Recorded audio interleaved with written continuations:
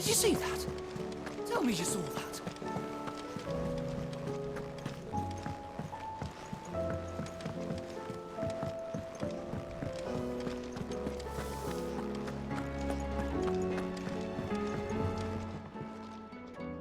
Blackthorn, do you have a moment? Not really, no.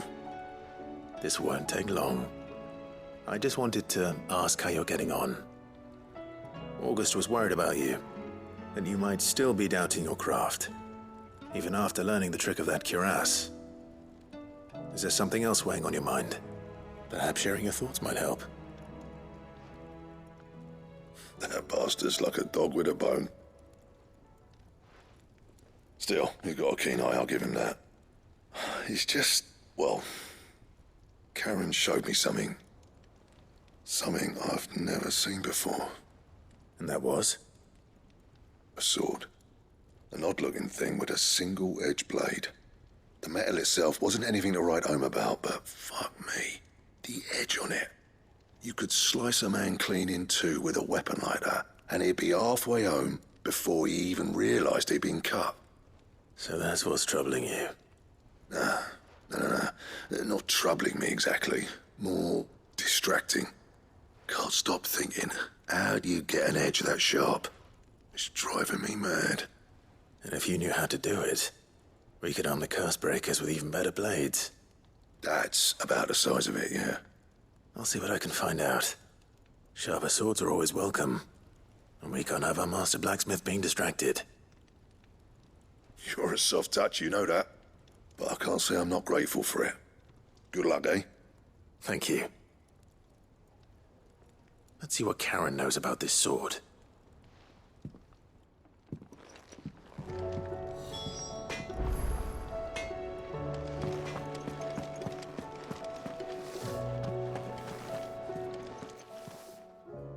You're looking well, Karen. What you want? Out with it. I want to know about the sword you showed Blackthorn. Single-edged and extremely sharp. Running around after him again, are you? I suppose I am, yes. But I need to help him find out how to work an edge like that. It's driving him to distraction. Little wonder, I suppose. There's not many like that make it as far as the twins, and those that do go straight into private collections. Which made it nice and easy finding a buyer. Can you tell me who bought it? Where is it now? You think I tell people who my clients are? Suppose you're not likely to go nicking him off me, are you now? Fine. If you stop mooning at me like that. Lord Ignac's the man you want. Dhalmekian bloke. Collects weapons and the like. And he's got more money than sense, which is why he's one of my favourite clients. Reckon he'll still be at the inn in Dalimil, where I left him. Thank you, Karen. Oh, and he's a touch eccentric, if you take my meaning. I appreciate the warning.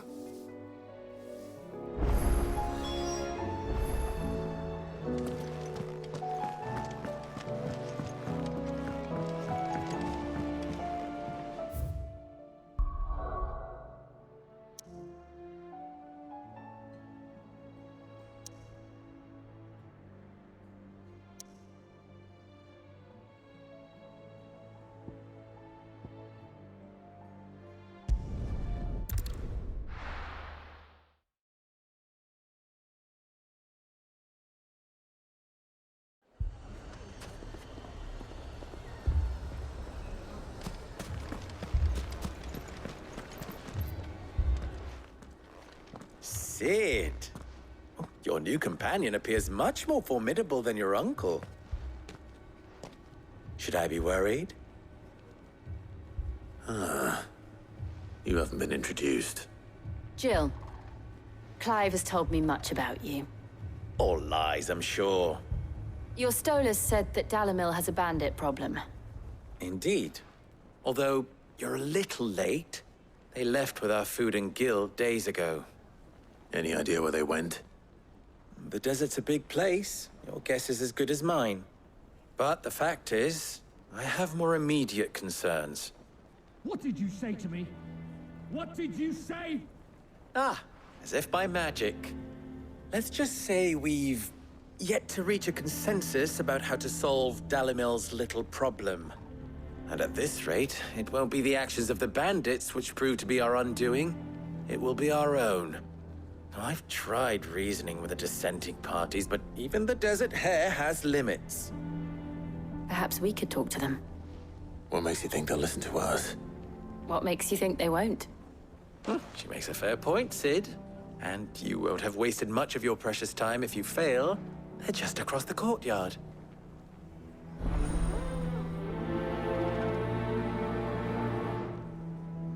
Suppose we just follow the shouting.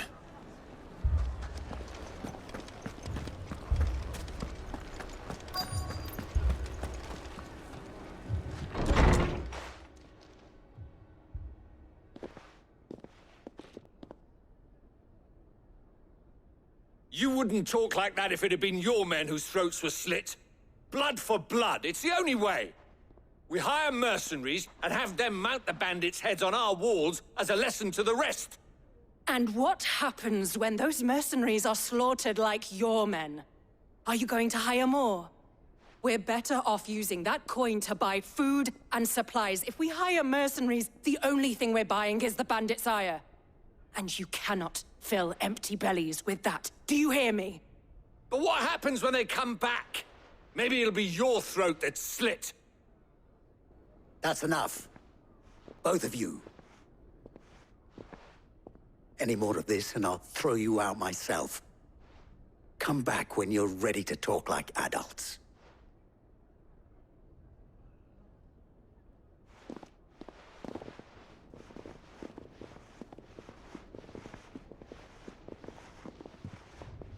Victor.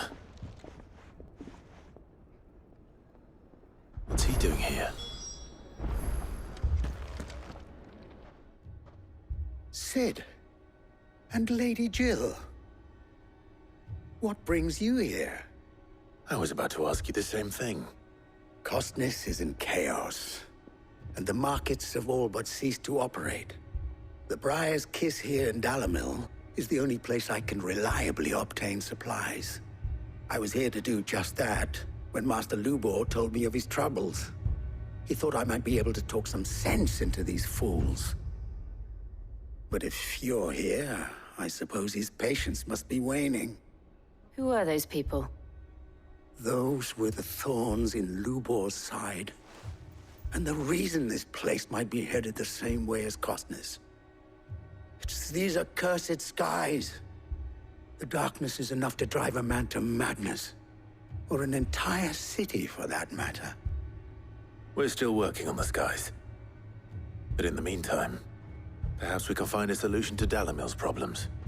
I hope so. For all our sakes.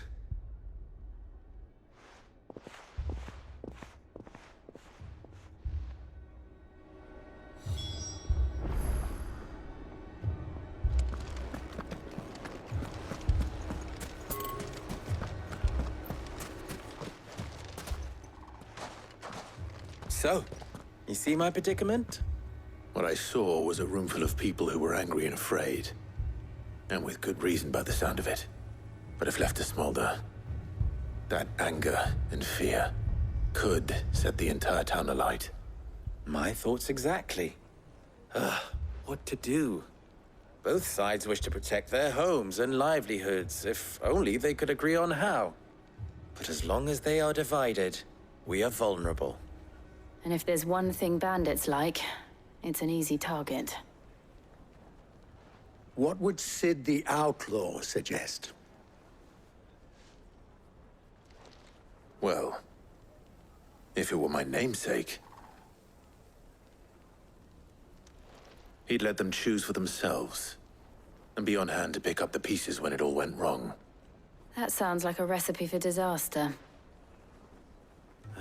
A recipe for disaster is precisely what it is. But perhaps that realization would be enough to make them question the ingredients. While it's plain neither Conrad nor Natalie will countenance the other's proposal, it may still be possible to make them doubt their own. Before presenting them with a third option. And that would be? To pool our resources and save the city ourselves. Why fight each other? When all that fear and anger can be directed at the bandits. It appears we have a plan of action. Victor, pay Conrad a visit. See if you can't convince him of his folly. I'll speak with Natalie. As you wish. Your faces are not well known in this town. That may prove useful. Don't worry, Victor and I will do most of the talking. You need only play along. Play along. What he means to say is yes.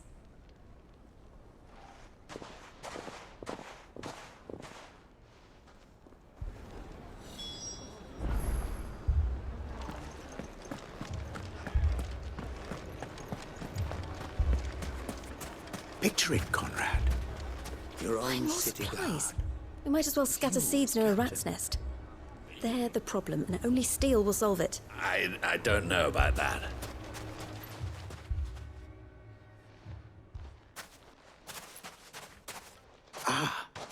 Here she is. The Lady of the Spear herself. Conrad, may I introduce you to Jane, commander of the Red Wings, the oldest mercenary guild in the Free Cities. A pleasure, my lady. The pleasure is all mine. As I told you, I summoned the commander here from Canver to inquire about a contract. Victor says you told him no. That there aren't any men left to hire. Is that true? True as the crystals cracked. Nobles came and claimed every last one worth his salt. And not just from us Red Wings. You know of the 7 high houses. There must be 2 swords assigned each one. Granted, we have a few boys left. If it's boys you're looking for. Well, Conrad, are you saying that Dalimil's finest cannot defend this town better than a gaggle of unblooded striplings? That a band of beardless youths could better avenge the deaths of your brave men than you yourselves? Absolutely not. We'll show those bastards who they're dealing with.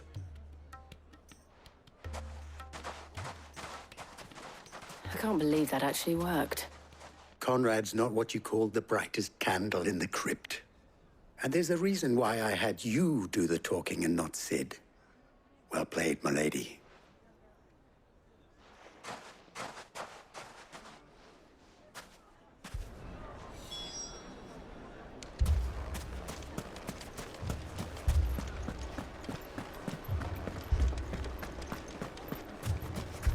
What a shop. Why would anyone do If I had my pickaxe, I would... I mean, it may still be possible to buy something. Ah, here he is now. Natalie, allow me to introduce Lord Underhill of Randalar's prestigious League of Merchants. Lord Underhill. At your service. Underhill. I was just telling the good lady of our conversation, my lord, and how you were lamenting the state of the capital's stores. Lubor says that not only are the granaries almost empty, but that war and the Blight mean this season's harvest won't be enough to fill them for winter. Indeed, certainly that is the case.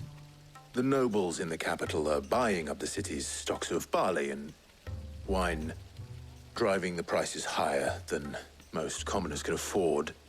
It is only a matter of time before the peasants revolt. It is worse than I thought. If what Lord Underhill says is true, I fear we have little hope of supplementing our stores, meager though they regrettably are.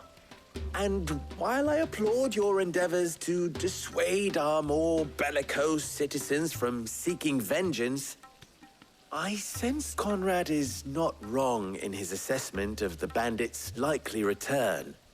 Which means that now, more than ever, we will need to secure what little we still have. Food, weapons, herbs, everything. If our humble town is to endure not only this hardship, but those that are certain to follow, We must stand united.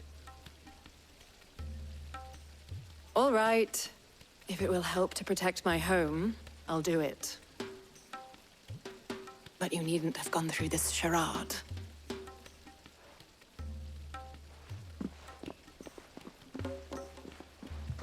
Thank you, Clive.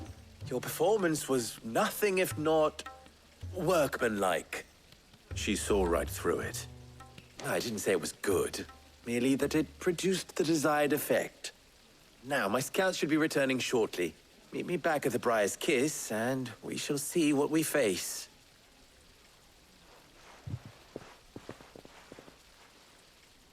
I'm not convinced our roles in this ruse were entirely necessary.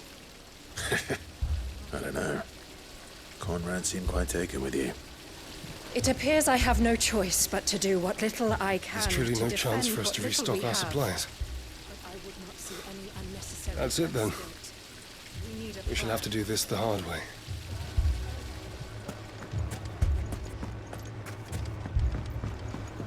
Mummy, I'm scared.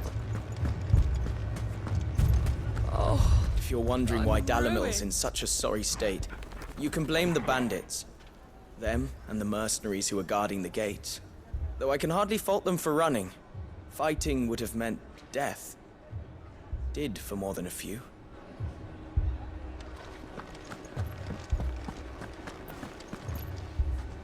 Good news, Sid. Both Conrad and Natalie have somewhat gracefully accepted their new roles. With time, they may even learn to. Time no longer appears to be the luxury it was before lunch. I take it your scouts found the bandits. Technically, it would be the bandits who found my scouts. It appears they march for Dalimil as we speak. All of them. You're not serious. They don't just want food, they want the whole damn town.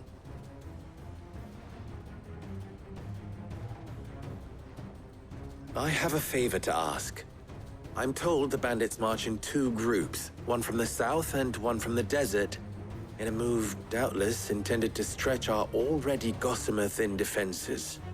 Very well. Jill and I will meet those from the desert. But what of the rest? The rest, my friend, the city shall fight. Together.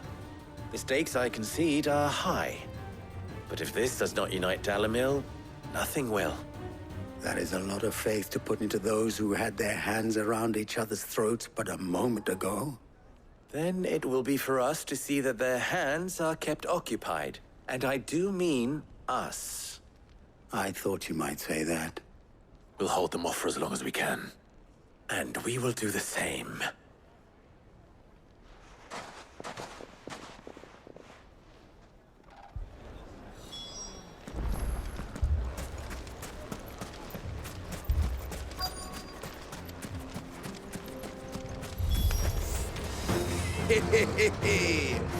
The women folk have come to welcome us. I'll take that one. He's all yours.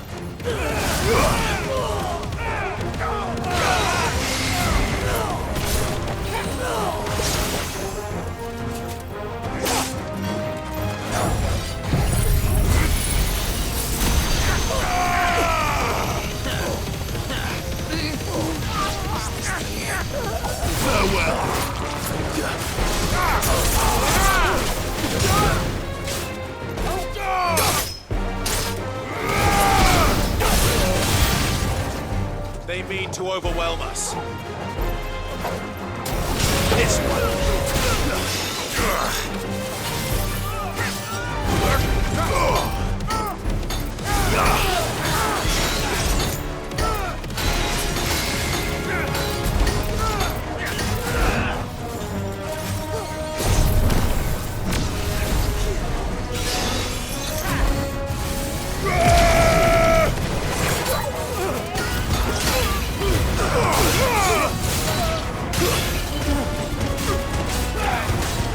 Over here!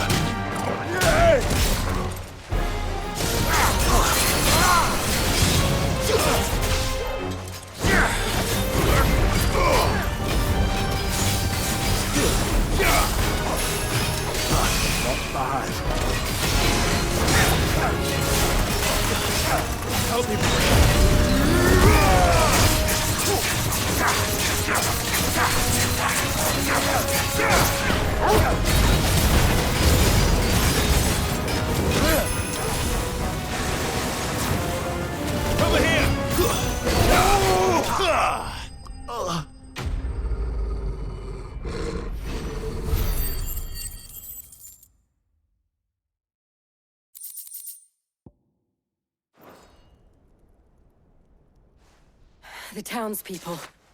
Could they have held out? I don't hear any fighting. What do you think? That we should hurry.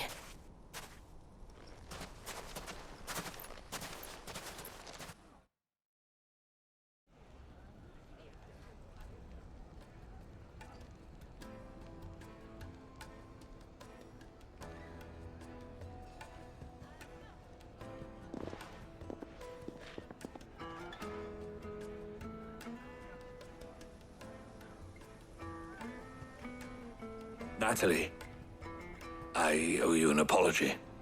You did well out there. The inn would have been lost had you not held the line. Without you, there would have been no line to hold. You saved us, Conrad. You saved Dalimil. We all saved Dalimil.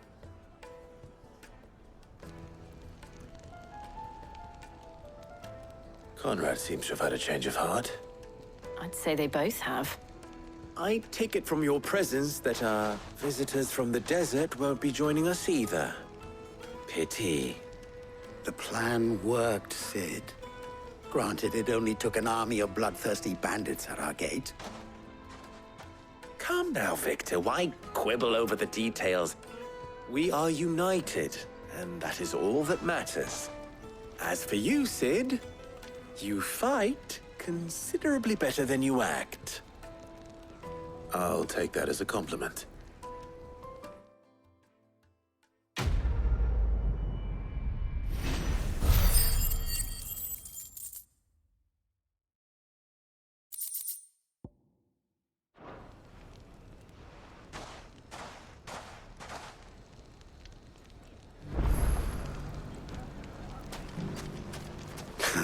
Now, if I could only convince the people of Costness to work together.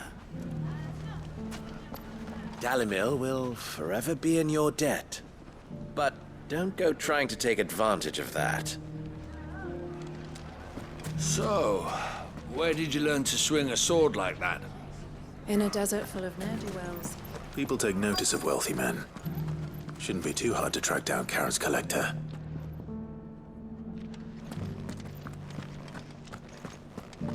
Welcome.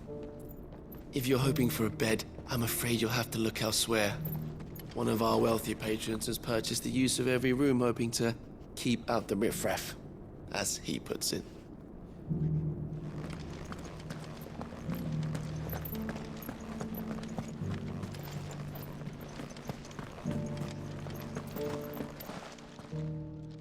My reputation will be ruined!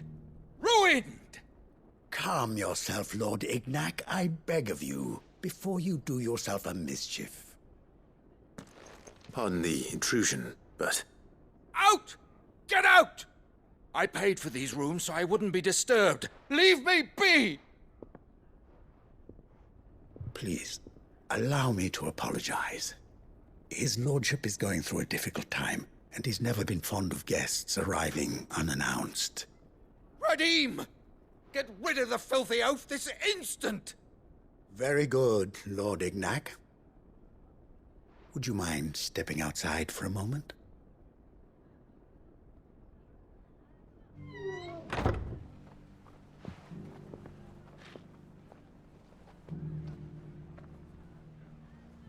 I'm sorry if I've caused you any trouble.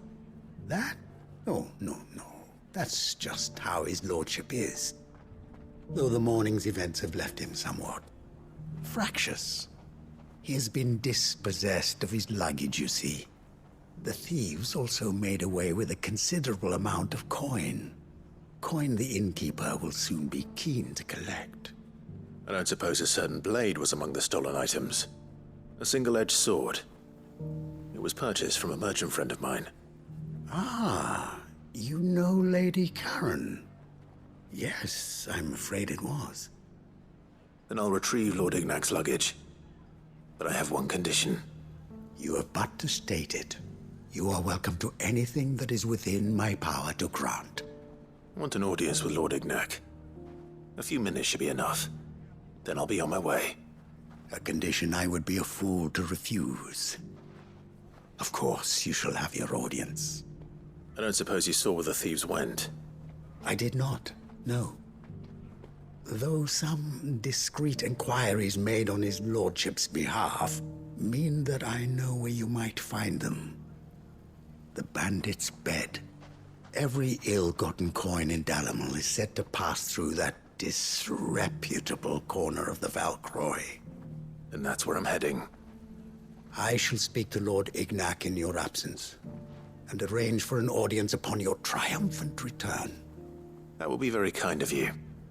Farewell, and best of luck. It's a wonder the Republic tolerates the existence of the bandit's bed. You would have thought a few dozen good men might put an end to the problem. Then again, what commander would want to march his troop into the Valcroy?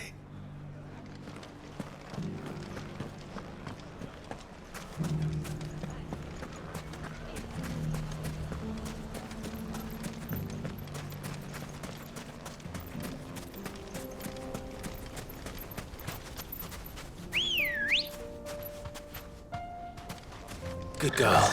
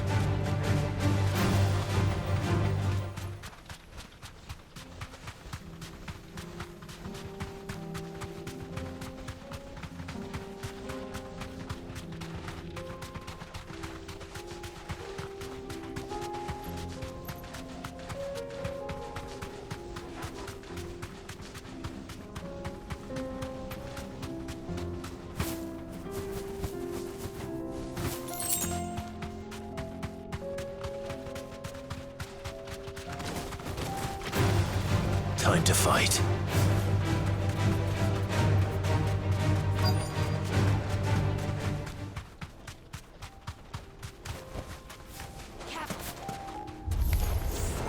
We've got company!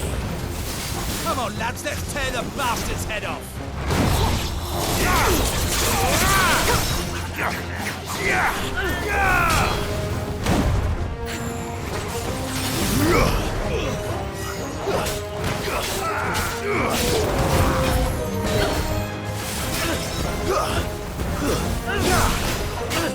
Nice try.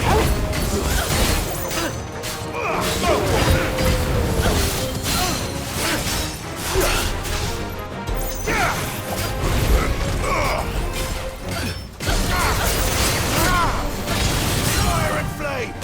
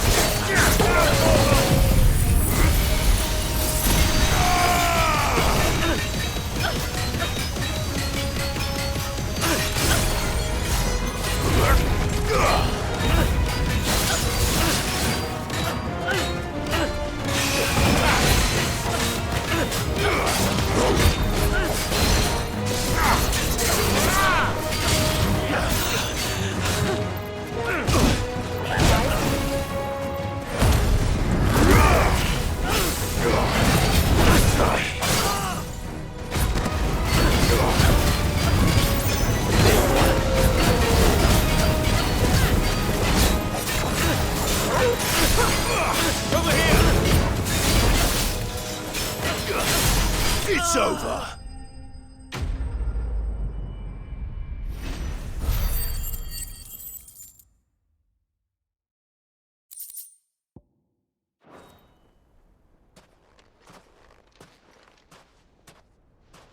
This must be Ignac's luggage.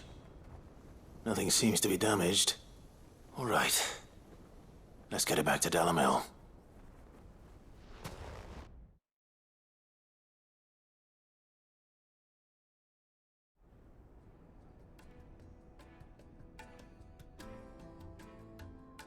I hear I have you to thank for the return of my effects.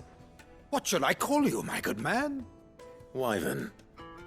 Glad to make your acquaintance. A formidable name indeed. Well, Wyvern, I appear to be in your debt. Redeem here tells me you wished for an audience. Is that all? A few moments of your time should suffice, yes. You're a peculiar fellow, Wyvern. All right, speak.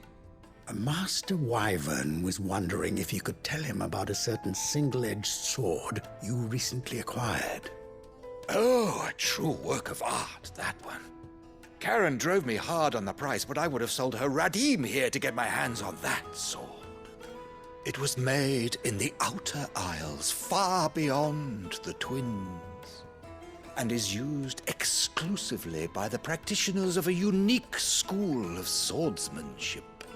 They believe no combat should ever exceed a single strike, and hone their blades to such perfection that none ever does. Each sword is made for that one perfect stroke, and for that stroke only. They crack upon a second blow. There's a brutal sort of beauty to it, really. But how do they hone such an edge? Fine question. Why, they use a whetstone, of course.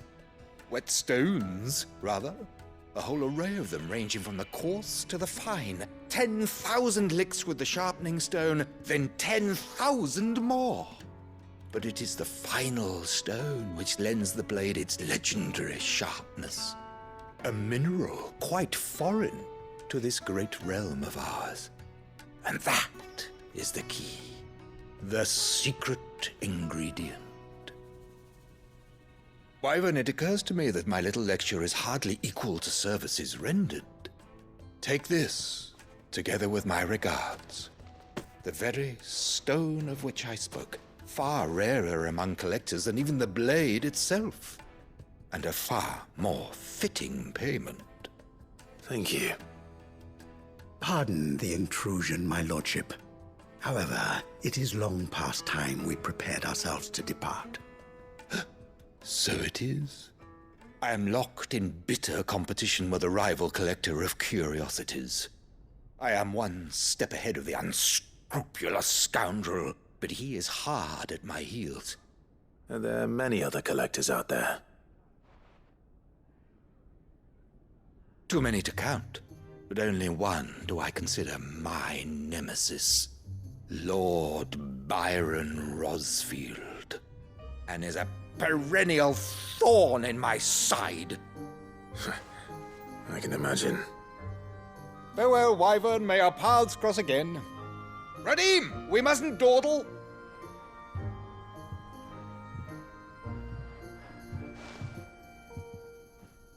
I think his lordship is rather taken with you, Master Wyvern.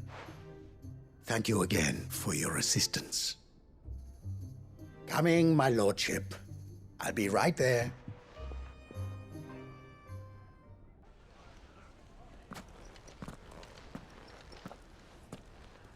Trust Uncle Byron to find such an interesting rival. Now, let's see what Blackthorn makes of this whetstone, shall we?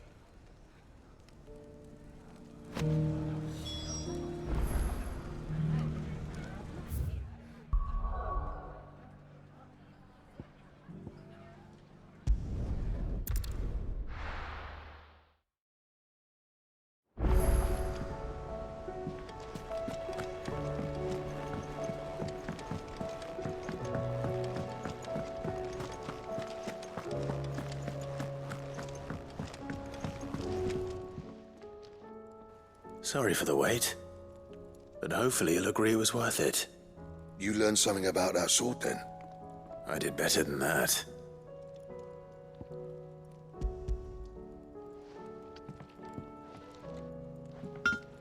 A whetstone? Yes. But not one you'll find anywhere in Valisthea.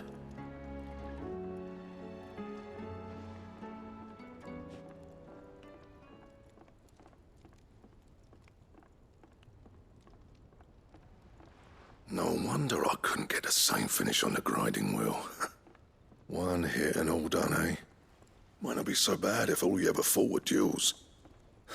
Good luck on the battlefield. Your second opponent would be your last, no matter how good you were. Even so, is there some way it could be used to give the curse breakers an edge? I think so, yeah. With this whetstone and the right kind of steel, I could probably even make a twin of the blade that rattled me. But there'd be no replacing this little rock once I worn it down to a sliver. I reckon we get a dozen swords from it, if that. Swords that the curse breakers wouldn't know how to wield properly, and that would see them through a single fire piece. Nah, no point trying to copy that thing. Be about as much use as a wax anvil. But finishing our blades with a whetstone this fine, now that's something to consider. And what's finer than fallen masonry, eh? Or more hard-wearing, for that matter. Just imagine it. Good Valisthean steel with an edge as sharp as any found in the Outer Isles. I won't make a copy, nah. I'll make something much better. I'm sure the curse breakers will be delighted. Just don't push yourself too hard. Don't you worry about me, sunshine. I've been working day and night since I was half your age, and I'll still be here when you're long gone. Hey, thanks, Clive. I mean it. I owe you one, August too. It's good to know someone's looking out for me. He'll be happy to hear you said that. And I'll see that my debt to you's paid. First new blade I make's got your name on it. You come and find me when you've got the materials. All right. I will.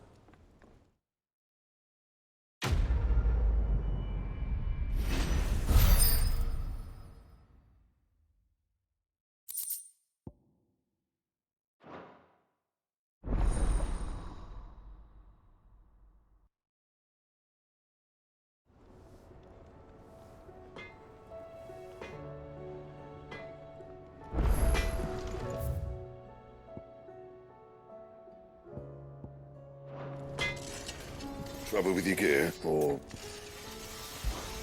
So, what'll it be? Should last you a good while.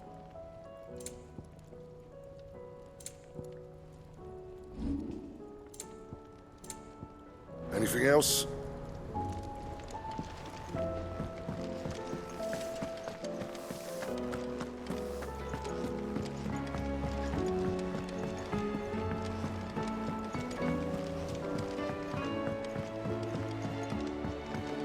Did you see that? Tell me you saw that.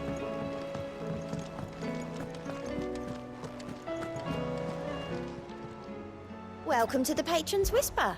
Come to claim your just desserts? Here you are. All yours. Come again. I may have more for you.